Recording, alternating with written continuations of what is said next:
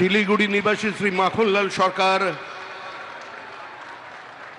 সবরই প্রতীক্ষার মতো দীর্ঘ প্রতীক্ষা।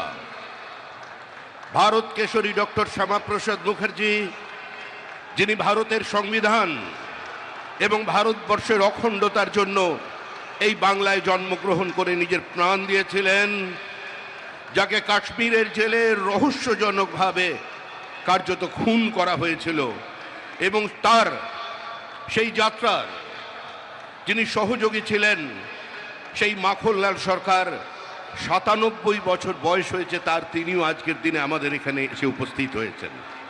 শ্রী মাখনলাল সরকার তারপরে দিল্লিতে একটি দেশাত্মবোধক গান গাওয়ার জন্য দিল্লি পুলিশ তাকে গ্রেপ্তার করে কংগ্রেসের সরকার।